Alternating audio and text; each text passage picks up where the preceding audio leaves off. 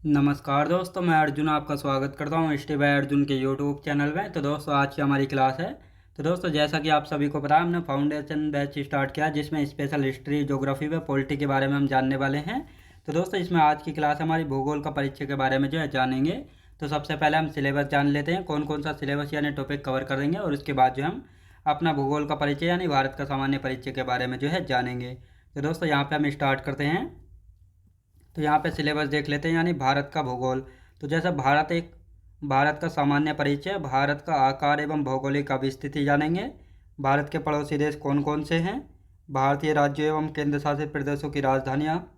साथ ही दोस्तों, भू आकृतिक प्रदेश जैसे उत्तरी तथा उत्तर पूर्वी हिमालय, ट्रांस या पार हिमालयाज, महान हिमालय या बृहद हिमालय, लघु या मध्य हिमालय, शिवालिक या वाह्य हिमालय, पूर्वांचल की पहाड़ियाँ यानी पूर्वांचल के राज्यों में कौन कौन सी पहाड़ियाँ पड़ती हैं, इन सभी के बारे में।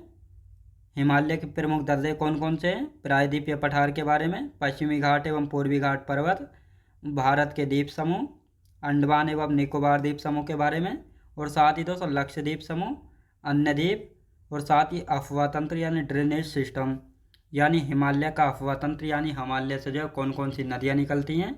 साथ ही सिंधु नदी तंत्र, गंगा नदी तंत्र, ब्रह्मपुत्र नदी तंत्र। प्रायद्वीपीय भारत की नदियाँ यानी प्रायद्वीपीय भारत में जो है कौन कौन सी नदियाँ हैं, और ये कौन कौन सी नदियाँ कहाँ कहाँ पर अपना जल गिराती हैं। तो प्रायद्वीपीय भारत में दोस्तों कुछ नदियाँ ऐसी हैं जो कि बंगाल की खाड़ी में अपना जल गिराती हैं, और कुछ नदियाँ ऐसी हैं जो कि अरब सागर में अपना जल गिराती हैं। तो भारत के प्रमुख जलप्रपात कौन से हैं, भारत की झीलें, भारत की प्रमुख परियोजनाएँ, भारत की प्रमुख घाटियाँ, प्राकृतिक वनस्पति, मृदा या भूमि।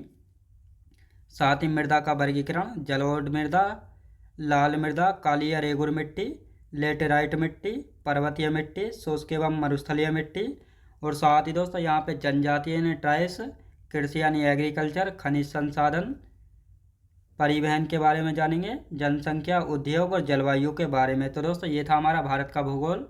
अब दोस्तों यहाँ पे बात करते हैं विश्व का भूगोल यानी वर्ल्ड ज्योग्राफी में जो है कौन कौन से हम चैप्टर कवर करने वाले हैं। तो जैसे ब्रह्मांड यानी यूनिवर्स, सौरमंडल, अक्षांश एवं देशांतर, पृथ्वी की गतियाँ, सूर्य ग्रहण एवं चंद्र ग्रहण व ज्वार भाटा, पृथ्वी की आंतरिक संरचना एवं चट्टानें, महासागर एवं महासागरीय जलधाराएं, महाद्वीप में जैसे एशिया, यूरोप, उत्तर अमेरिका, दक्षिण अमेरिका, अंटार्कटिका, अफ्रीका और ऑस्ट्रेलिया। तो ये 7 महाद्वीपों के बारे में जानेंगे। ज्वालामुखी व वायुमंडल व पवनों के बारे में जो है जानेंगे। तो दोस्तों, ये था हमारा सिलेबस। अब दोस्तों यहाँ पे हम हेडिंग डाल लेते हैं ज्योग्राफी, यानी ज्योग्राफी का सामान्य परिचय के बारे में देख लेते हैं। ज्योग्राफी दोस्तों, ज्योग्राफी की यदि बात की जाए तो जियोग्राफी जो है 2 शब्दों से मिलकर बना है, जियो और ग्राफी। दोस्तों जिसमें जियो का अर्थ होता है पृथ्वी, जिसमें जियो का अर्थ होता है पृथ्वी, और यहाँ पे ग्राफी की यदि बात की जाए तो इसका वर्णन करना या अध्ययन करना, ये इसका अर्थ होता है। यानी ग्राफी का क्या अर्थ है दोस्तों, वर्णन करना या अध्ययन करना। तो इस प्रकार दोस्तों भूगोल का यानी पृथ्वी का वर्णन करना ही जो है क्या कहलाता है, भूगोल कहलाता है। तो लिखेंगे पृथ्वी का वर्णन करना ही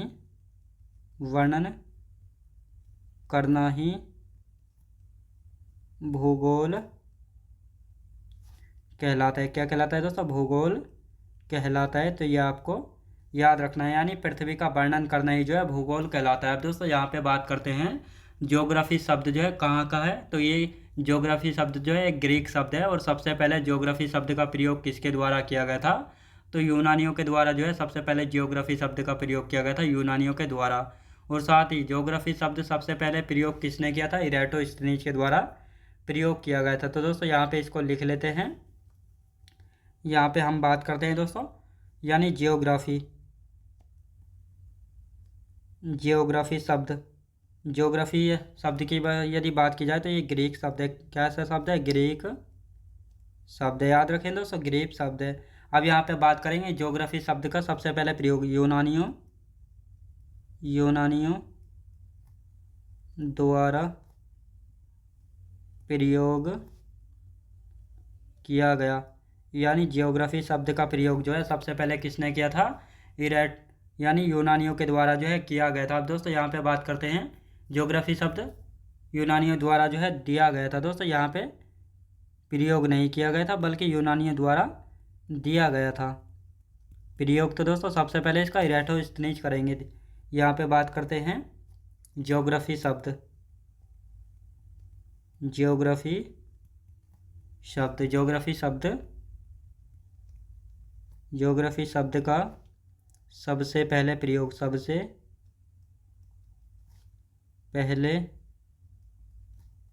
सबसे पहले प्रयोग जो है किसने किया था? इरेटोस्थनीज ने। इरेटोस्थनीज के द्वारा जो है ज्योग्राफी शब्द का सबसे पहले प्रयोग जो है किया गया था। तो ये आपको याद रखना है। अब दोस्तों यहाँ पे हम बात करेंगे भूगोल का जनक कौन है, यानी ज्योग्राफी यानी भूगोल का जनक। तो दोस्तों भूगोल का जनक कौन है? तो यहाँ पे आपको याद रखना है हिकेटियस को जो है दोस्तों भूगोल का जनक कहा जाता है। और इन हिकेटियस की जो है एक पुस्तक है। इनकी यदि पुस्तक की बात की जाए तो पुस्तक कौन सी इनकी पुस्तक की यदि बात करते हैं तो इनकी पुस्तक है जस पीरियड्स। याद रखें दोस्तों, जस पीरियड्स जो है इनकी पुस्तक है। और साथ ही दोस्तों अर्थात जस पीरियड्स अर्थात पृथ्वी का अध्ययन, यानी पृथ्वी का वर्णन के बारे में इसमें बताया गया है। तो ये आपको याद रखना है। आप दोस्तों यहाँ पे हम बात करते हैं व्यवस्थित भूगोल का जनक किसको कहा जाता है। किसको दोस्तों? व्यवस्थित भूगोल का जनक। व्यवस्थित भूगोल का जनक। भूगोल का जनक, व्यवस्थित भूगोल के जनक की यदि बात की जाए तो किसको कहा जाता है? इरेटोस्थनीज को। इरेटोस्थनीज को जो है कहा जाता है। किसको दोस्तों? इरेटोस्थनीज को जो है व्यवस्थित भूगोल का जनक कहा जाता है। और साथ ही दोस्तों इन्होंने जियोग्राफी का शब्द दिया था। इन्होंने जियोग्राफी का शब्द दिया था।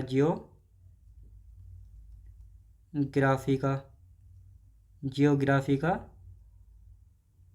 शब्द दिया था। तो ये आपको याद रखना है। आप दोस्तों यहाँ पे हम बात करते हैं व्यवस्थित भूगोल का जनक कौन है। ये तो आपको पता लग गया, इरेटोस्थनीज। और साथ ही दोस्तों आधुनिक भूगोल का जनक किसको कहा जाता है? अलेक्जेंडर वॉन हम्बोल्ट को जो है कहा जाता है, जिनकी पुस्तक है कॉस्मोस। और साथ ही इस कॉस्मोस पुस्तक में जो है ब्रह्मांड के बारे में जो है बताया गया है। तो दोस्तों इसको यहाँ पे लिख लेते हैं। यानी यहाँ पे हम बात करने वाले हैं आधुनिक भूगोल का जनक। आधुनिक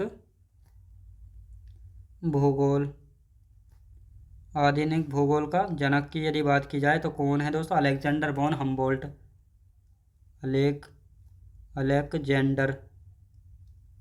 अलेक्जेंडर वॉन हम्बोल्ट। तो ये कौन है? ये दोस्तों ये आधुनिक भूगोल के जनक है। अब दोस्तों इनकी जो है एक पुस्तक है। पुस्तक की क्या नाम है दोस्तों? इनकी पुस्तक का कॉस्मोस इनकी पुस्तक का नाम है। और इसमें जो है किसके बारे में बताया गया? ब्रह्मांड के बारे में बताया गया है। ब्रह्मांड के बारे में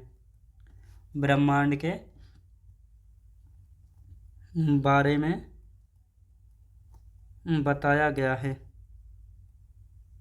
यानी कॉस्मोस पुस्तक जो है किसकी है? कॉस्मोस पुस्तक की यदि बात की जाए तो ये पुस्तक है अलेक्जेंडर वॉन हम्बोल्ट की। और इस पुस्तक में जो है ब्रह्मांड के बारे में जो है बताया गया। और साथ ही दोस्तों यहाँ पे हम बात करते हैं इनके बारे में। इन्होंने जो है क्लाइमेटोलॉजी, याद रखें दोस्तों,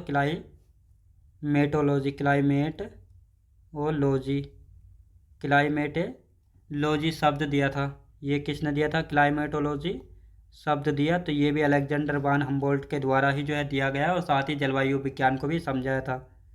जलवायु विज्ञान को समझाया। जलवायु विज्ञान को समझाया। किसने समझाया था जलवायु विज्ञान को? तो ये आपको याद रखना है, अलेक्जेंडर वॉन हम्बोल्ट ने समझाया था। तो दोस्तों यहाँ पे आप बात करते हैं मार्टिन बेहम की यदि बात की जाए तो ये जर्मनी के हैं। और इन्होंने दुनिया में सबसे पहला ग्लोब 1492 में बनाया था।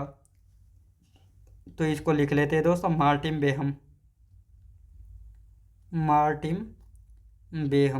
बेहम की यदि बात की जाए तो ये मार्टिन बेहम यानी दुनिया में दुनिया में सबसे पहला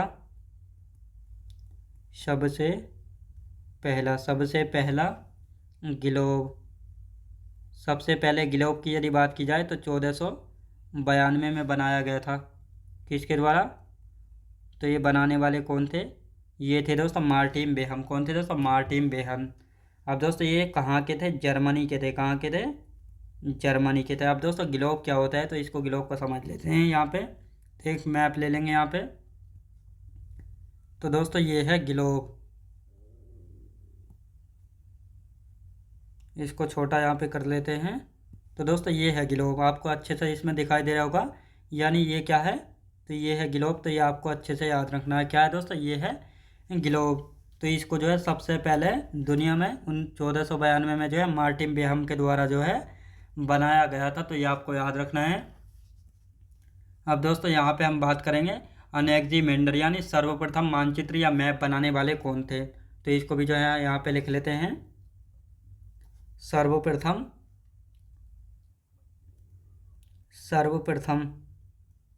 मानचित्र या मैप बनाया किसने दोस्तों? अनेक्सिमेंडर ने लिखेंगे। अनेक्सिमेंडर ने। तो ये आपको याद रखना है। अब दोस्तों यहाँ पे बात करते हैं भारत के अन्य नाम कौन कौन से हैं। तो दोस्तों पहले अब इसका एक बार रिवीजन कर लेते हैं, फिर जानेंगे इसके बारे में। तो दोस्तों यहाँ पे इसका एक बार आप रिवीजन कर लेते हैं। तो यहाँ पे बात करते हैं, तो जैसे दोस्तों पृथ्वी यानी ज्योग्राफी की यदि बात करते हैं तो ज्योग्राफी जो है दोस्तों दो शब्दों से मिलकर बना होता है, जियो और ग्राफी, जिसमें दोस्तों जियो का अर्थ होता है पृथ्वी, यानी जियो का अर्थ होता है पृथ्वी, और ग्राफी का अर्थ होता है वर्णन करना या अध्ययन करना, यानी पृथ्वी का वर्णन करना ही जो है भूगोल यानी ज्योग्राफी जो है कहलाता है। अब दोस्तों जियोग्राफी शब्द जो है एक ग्रीक शब्द है, और ये ज्योग्राफी शब्द जो है यूनानियों द्वारा जो है दिया गया था। किसके द्वारा दोस्तों? यूनानियों के द्वारा जो है दिया गया था। और साथ ही जियोग्राफी शब्द का सबसे पहले प्रयोग इराटोस्थनीज के द्वारा जो है किया गया था। किसके द्वारा? इराटोस्थनीज के द्वारा जो है किया गया था। अब दोस्तों भूगोल का जनक किसको कहा जाता है? हिकेटियस को जो है भूगोल का जनक कहा जाता है, और इनकी एक पुस्तक है जस्ट पीरियड अर्थात पृथ्वी का वर्णन। साथ ही दोस्तों व्यवस्थित भूगोल का जनक किसको कहा जाता है? इराटोस्थनीज को कहा जाता है। इन्होंने जो है जियोग्राफी का शब्द दिया था। जियोग्राफी का शब्द किसने दिया था? इराटोस्थनीज ने दिया था। तो ये आपको याद रखना है। और आधुनिक भारत यानी आधुनिक भूगोल का जनक अलेक्जेंडर बोन हम्बोल्ट को कहा जाता है, जिनकी एक पुस्तक है कॉस्मोस, जिसमें दोस्तों ब्रह्मांड के बारे में जो है बताया गया है। और साथ ही इन्होंने क्लाइमेटोलॉजी शब्द दिया है, और जलवायु विज्ञान को भी जो है इन्होंने समझाया है। साथ ही मार्टिन बेहम की यदि बात करते हैं तो ये जर्मनी के हैं। इन्होंने दुनिया में सबसे पहला ग्लोब बनाया था 1492 में। तो ये दोस्तों ये होता है ग्लोब। तो ये आपको याद रखना है, ताकि ये जो है देशों को, उनकी लोकेशन को, और साथ ही दोस्तों अक्षांश व देशांतर को समझने में बहुत आसानी जो है होती है इससे। अब दोस्तों सर्वप्रथम मानचित्र या मैप किसने बनाया था? तो अनेक्सिमेंडर ने। किसने? अनेक्सिमेंडर ने। तो ये आपको याद रखना है। अब दोस्तों यहाँ पे हम बात करेंगे, यानी भारत के जैसे अदर नेम है। इंडिया नाम किसने दिया था? ग्रीक वासियों ने। आर्यभट्ट भारत में बसने वाले आर्यों के नाम पर पड़ा था। भारत की यदि बात की जाए तो आर्यों के शक्तिशाली राजा भरत के नाम पर हमारे देश का नाम भारत पड़ा। हिंदुस्तान ईरानियों या पारसियों के द्वारा दिया गया नाम है। और साथ ही दोस्तों जम्बूद्वीप की बात की जाए तो पुराणों के द्वारा हमको पता लगता है कि भारत को जो है बौद्ध काल में जम्बूद्वीप के नाम से जाना जाता था। तो ये आपको याद रखना है। भारत का आकार क्या है, भारत में कितने राज्य, कितने यूनियन टेरिटरी, क्षेत्रफल, और भारत विश्व का कितना बड़ा देश है, तो इन सभी के बारे में चर्चा करने वाले हैं। तो दोस्तों यहाँ पे आप लिखना स्टार्ट करते हैं एक एक करके। यानी इंडिया शब्द की यदि बात की जाए तो दोस्तों ये जो है ग्रीक वासियों ने दिया। याद रखें दोस्तों, ग्रीक वासियों के द्वारा इंडिया नाम जो है दिया गया। अब दोस्तों दूसरे नाम की यदि बात करते हैं आर्यवर्त की। आर्यवर्त नाम जो है दोस्तों किसने दिया था? भारत में बसने वाले आर्यों के नाम पर। भारत में बसने वाले आर्यों के नाम पर जो है हमारे देश का नाम भारत जो है पड़ा था। अब दोस्तों यहाँ पे हम बात करते हैं भारत की। भारत की यदि पे बात करते हैं तो आर्यों के शक्तिशाली राजा भरत के नाम पर हमारे देश का नाम भारत पड़ा था। आर्यों के शक्तिशाली राजा, आर्यों के शक्तिशाली, आर्यों के शक्तिशाली राजा भरत के नाम पर, भरत के नाम पर हमारे देश का नाम, देश का नाम भारत पड़ा था। हमारे देश का नाम जो है भारत पड़ा था। अब दोस्तों यहाँ पे हम बात करते हैं हिंदुस्तान। हिंदुस्तान की यदि बात की जाए तो भारत को हिंदुस्तान नाम किसने दिया था? ईरानियों या पारसियों के द्वारा। ईरानियों या पारसियों द्वारा भारत को जो है हिंदुस्तान नाम किसने दिया था? ईरानियों या पारसी द्वारा। तो ये आपको याद रखना है। आप दोस्तों यहाँ पे बात करते हैं जम्बू द्वीप। जम्बू द्वीप की यदि बात की जाए तो ये जो है पुराणों द्वारा हमको पता लगता है, पुराणों से, पुराणों के द्वारा हमको पता लगता है, पुराणों के द्वारा जो है पता लगता है। और ये बौद्ध काल में कहा जाता था, बौद्ध काल में, बौद्ध काल में कहा जाता था, बौद्ध काल में जो है कहा जाता था। तो ये आपको याद रखना है। आप दोस्तों यहाँ पे हम बात करते हैं, यानी भारत को जो है जम्बूद्वीप किस काल में कहा गया? तो ये क्वेश्चन पूछा गया, इसको लिख लेंगे। भारत को जम्बूद्वीप, भारत को जो है जम्बूद्वीप किस काल में कहा गया? किस काल में कहा गया है? तो किस काल में जो है कहा गया है, तो ये आपको याद रखना है। जम्बूद्वीप जो है बौद्ध काल में कहा गया है। किस काल में दोस्तों? बौद्ध काल में कहा गया है। किस काल में? बौद्ध काल में जो है कहा गया है। तो ये आपको अच्छे से याद रखना है। आप दोस्तों यहाँ पे हम बात करने वाले हैं कि बौद्ध काल में जो है कहा गया था। भारत का आकार कैसा है? यानी भारत का आकार यानी शेप की यदि बात की जाए, भारत का आकार, भारत का आकार की यदि बात की जाए तो चतुष्कोणीय, चतुष्कोणीय। याद रखें दोस्तों, भारत का आकार यानी शेप कैसा है? तो भारत का आकार यानी शेप जो है कैसा है दोस्तों? चतुष्कोणीय। कैसा? चतुष्कोणीय। अब भारत की यदि बात की जाए तो भारत में कितने राज्य हैं? 28 राज्य। कितने दोस्तों? 28 राज्य हैं। अब दोस्तों यहाँ पे हम बात करते हैं यूटीज़ यानी केंद्र शासित प्रदेश की। तो भारत में 8 यूटीज़ हैं। यूटीज़ मतलब दोस्तों यूनियन टेरिटरी यानी केंद्र शासित प्रदेश। तो ये आपको याद रखना है। आप दोस्तों यहाँ पे हम बात करेंगे भारत का क्षेत्रफल की। भारत का क्षेत्रफल यानी एरियाज कितना है? तो 32,87,263 वर्ग किलोमीटर जो है भारत का क्षेत्रफल है। भारत का क्षेत्रफल कितना है? 32,87,263 वर्ग किलोमीटर। तो ये आपको याद रखना है। आप दोस्तों यहाँ पे हम बात करते हैं भारत जो है विश्व का कितने नंबर का बड़ा देश है? भारत जो है विश्व का 7वां बड़ा देश है।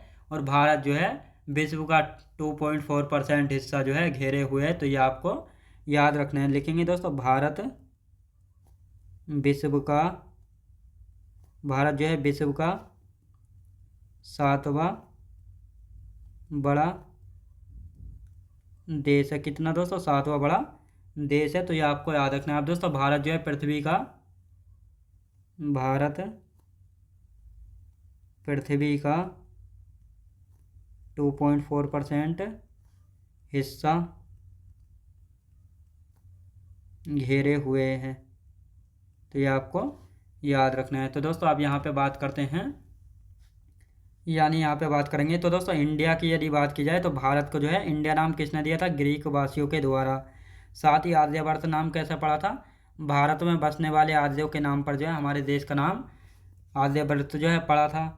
भारत की यदि बात की जाए तो आर्यों के शक्तिशाली राजा भरत के नाम पर हमारे देश का नाम जो है भारत पड़ा था।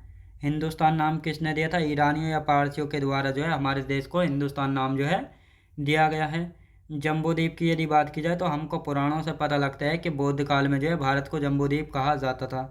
यानी भारत को जम्बूद्वीप किस काल में कहा गया है? तो बौद्ध काल में जो है कहा गया है। अब दोस्तों भारत का आकार यानी शेप की यदि बात की जाए तो भारत का आकार यानी शेप कैसा है? चतुष्कोणीय। कैसा है दोस्तों? चतुष्कोणीय।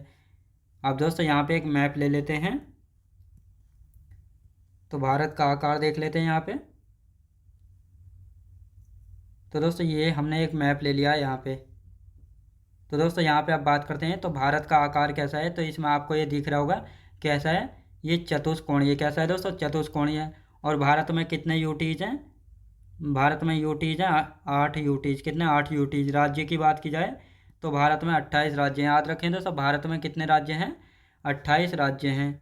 और साथ ही क्षेत्रफल की बात की जाए तो दोस्तों ये जो भारत का ये जो वाला क्षेत्रफल है सारा, तो ये भारत के क्षेत्रफल की हम बात करेंगे तो भारत का क्षेत्रफल है 32,87,263 वर्ग किलोमीटर। और भारत जो है विश्व का 7वां बड़ा देश है क्षेत्रफल के मामले में। और भारत जो है पृथ्वी का 2.4% हिस्सा जो है घेरे हुए है, तो ये आपको याद रखना है। अब दोस्तों यहाँ पे हम बात करते हैं भारत की लोकेशन देख लेते हैं, पृथ्वी में भारत की लोकेशन कहाँ पे है। तो अब दोस्तों यहाँ पे हम मैप बनाएंगे पहले एक दो, और उसके बाद जो है अच्छे से जानेंगे। तो दोस्तों यहाँ पर जो है ये हमने मैप बना लिए हैं।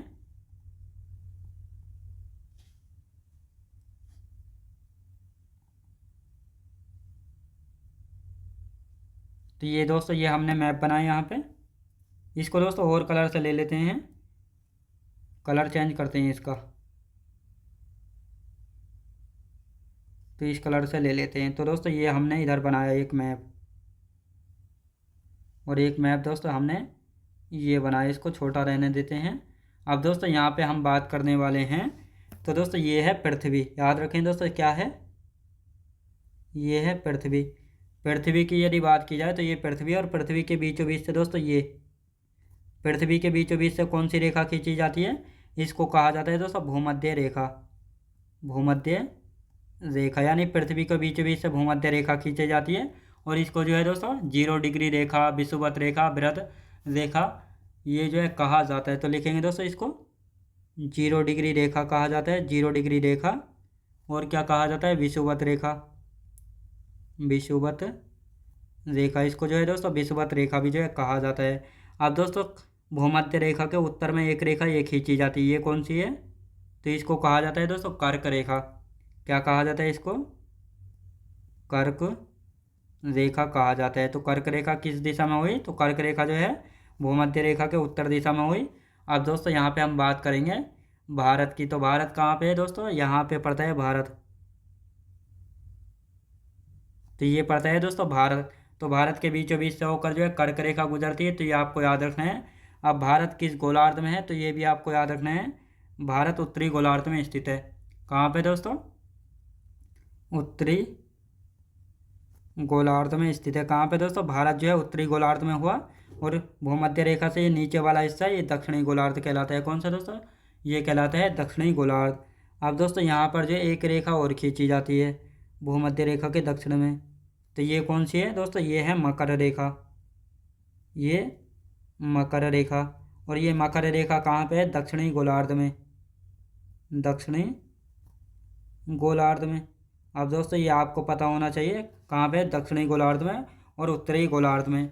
अब दोस्तों यहाँ पे हम बात करने वाले हैं अर्ध गोलार्ध की। तो दोस्तों यहाँ पे ये पृथ्वी बनाइए, और इसको जो है हम दो भागों में बांट लेते हैं। यानी यहाँ से जो है इसको जो है हमने दो भागों में बांट लिया है। इस प्रकार जो है ये दो भाग हो गए हैं। ये कौन से दोस्तों? ये हो गए दो भाग। ये पृथ्वी के दो भाग हो गए। और ये वाला हो गया दोस्तों नॉर्थ, और ये हो गया साउथ। इसको कहते हैं दोस्तों उत्तरी गोलार्ध। उत्तरी गोलार्ध इसको कहा जाता है। और साथ ही दोस्तों ये नीचे वाला है दक्षिणी गोलार्ध। दक्षिणी गोलार्ध। अब दक्षिणी गोलार्ध की यदि बात की जाए तो दोस्तों ये जो उत्तरी गोलार्ध है इसको हम स्थलीय गोलार्ध भी कहते हैं। क्या दोस्तों? स्थलीय गोलार्ध। अब दोस्तों इसको स्थलीय गोलार्ध क्यों कहा जाता है? क्योंकि दोस्तों इस गोलार्ध पर जो है क्या है, यानी 39% स्थल है। कितना दोस्तों? इस पर जो है 39% स्थल है। और यदि बात की जाए तो 61% जो है पानी है। और साथ ही दोस्तों ये जो दक्षिणी गोलार्ध है इसको जो है जलीय गोलार्ध कहा जाता है, जलीय गोलार्ध कहा जाता है। इसको दोस्तों जलीय गोलार्ध कहा जाता है क्योंकि यहाँ पर जो है 19% क्या है दोस्तों, 19% स्थल है, यानी 19% दोस्तों यहाँ पे स्थल है। और यदि बात की जाए तो 81% क्या है, जल है। तो ये आपको इसलिए पता होना चाहिए दक्षिणी गोलार्ध को जलीय गोलार्ध क्यों कहा जाता है और उत्तरी गोलार्ध को स्थलीय गोलार्ध जो है क्यों कहा जाता है। तो ये आपको याद रखना है। अब दोस्तों इसका जो है हम यहाँ पे एक बार रिवीजन कर लेते हैं, या चलो 2-4 पॉइंट और लिखते हैं जब रिवीजन करेंगे इसका एक साथ। अब दोस्तों यहाँ पे बात करते हैं भारत जो है किस रेखा के उत्तर में स्थित है। अभी मैंने आपको बताया भारत किस रेखा के उत्तर में स्थित है, भूमध्य रेखा के। भारत किस रेखा के उत्तर में स्थित है, उत्तर में स्थित है। तो किस रेखा के उत्तर में जो स्थित है, भूमध्य रेखा के, भूमध्य रेखा के उत्तर में स्थित है। कहाँ पे दोस्तों, भूमध्य रेखा के उत्तर में स्थित है। तो ये आपको याद रखना है। अब दोस्तों यहाँ पे हम बात करने वाले हैं, तो ये भूमध्य रेखा के उत्तर में स्थित है और ये किस गोलार्ध में स्थित है। तो यहाँ पे एक मैप और बनाएंगे।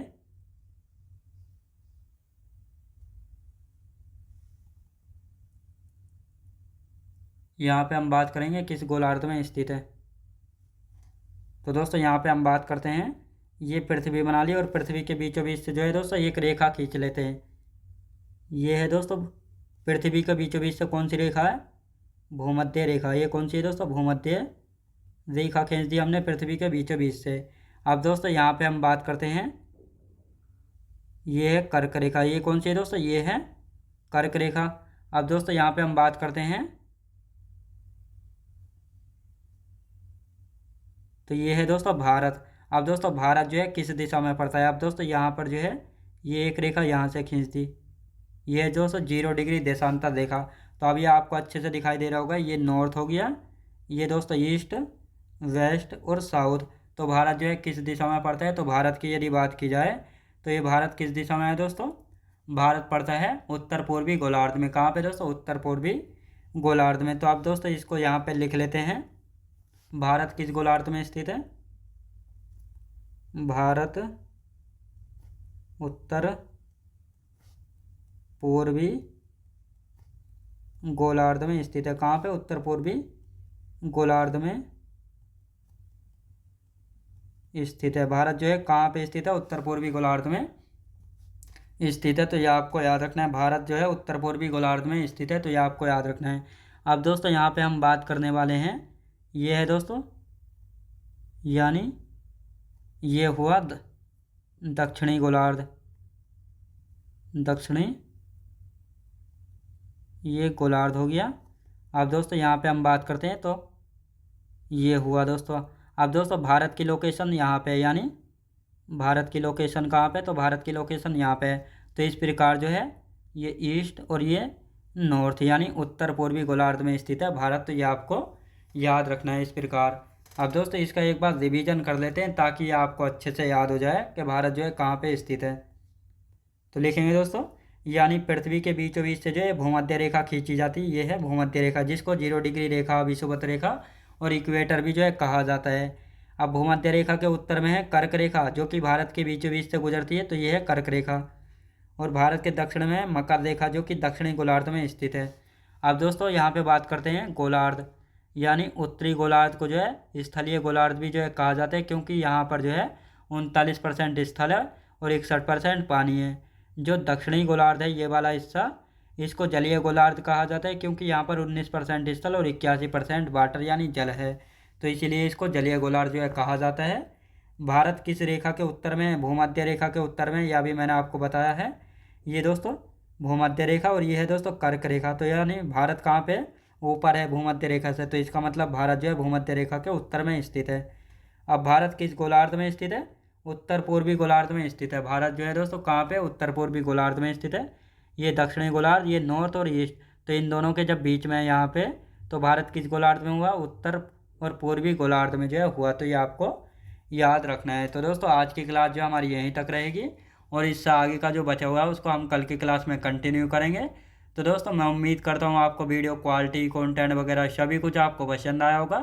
पसंद आया तो लाइक शेयर और सब्सक्राइब करना बिल्कुल भी ना भूलें। साथ ही दोस्तों अगर आप हमारे चैनल पर पहली बार आएँ तो हमारे चैनल को भी सब्सक्राइब कर लीजिएगा, साथ ही बेल आइकन को प्रेस कर लीजिएगा ताकि हमारे आने वाले वीडियो का नोटिफिकेशन जो है आप तक पहुँचता रहे। चलिए दोस्तों मिलते हैं नेक्स्ट वीडियोज़ में।